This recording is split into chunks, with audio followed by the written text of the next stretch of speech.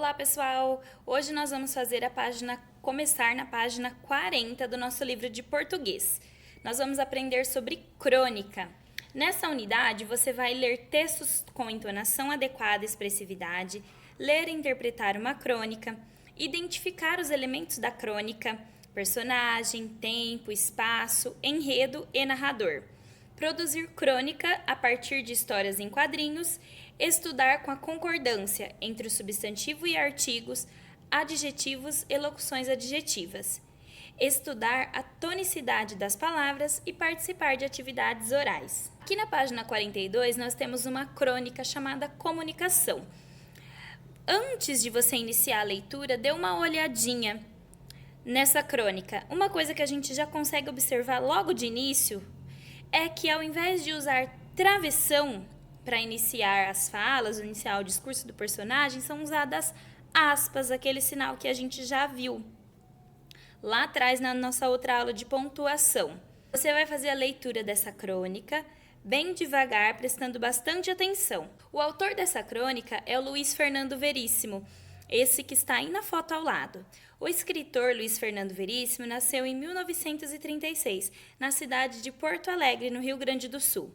Bastante conhecido por suas crônicas, em geral humorísticas, Veríssimo é também jornalista, cartunista, tradutor, romancista e músico.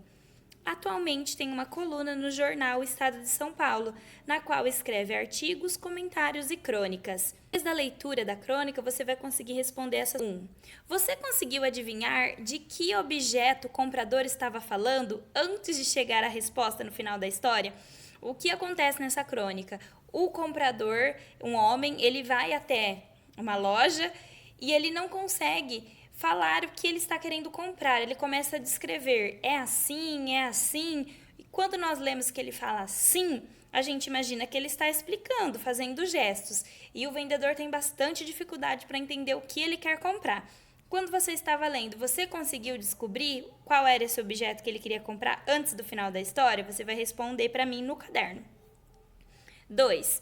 A crônica Comunicação tem o mesmo significado de crônica mencionado por você e por colegas na abertura dessa unidade? Você imaginava que crônica era isso mesmo?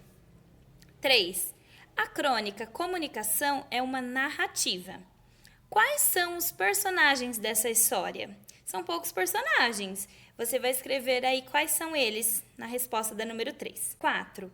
Qual é o assunto da história? Sobre o que girou essa crônica? O que eles estavam comentando? Qual foi o tema central? Número 5. Em que lugar ou espaço estão os personagens? Nessa pergunta você vai fazer um xizinho. Eles estão em uma rua bem movimentada? Em uma praça? Em uma estação de metrô? Em uma loja? Você vai fazer um X.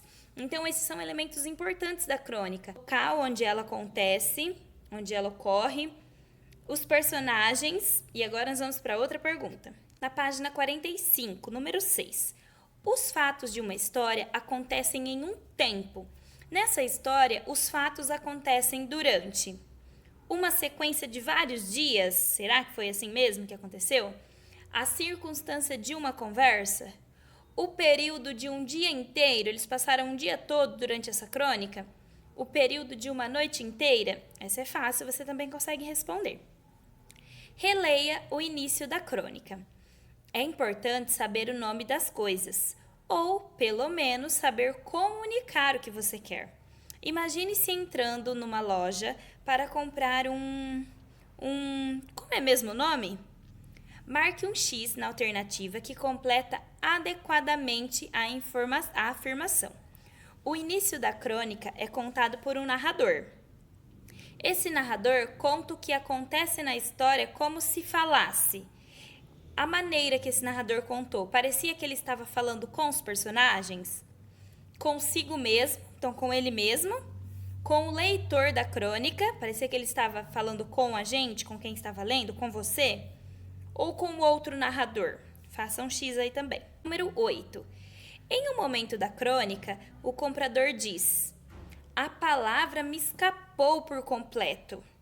O que significa essa expressão destacada acima, essa expressão escapou por completo?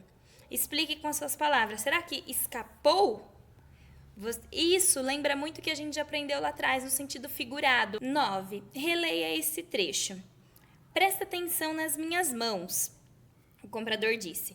Considerando esse trecho, responda: que outra forma de comunicação ou outra linguagem o comprador usou para ser entendido pelo vendedor? Além dele tentar explicar falando, assim, qual outro tipo de linguagem ele usou para o comprador entender o que ele queria? Se você não se lembra, volta lá e faça a leitura da crônica novamente.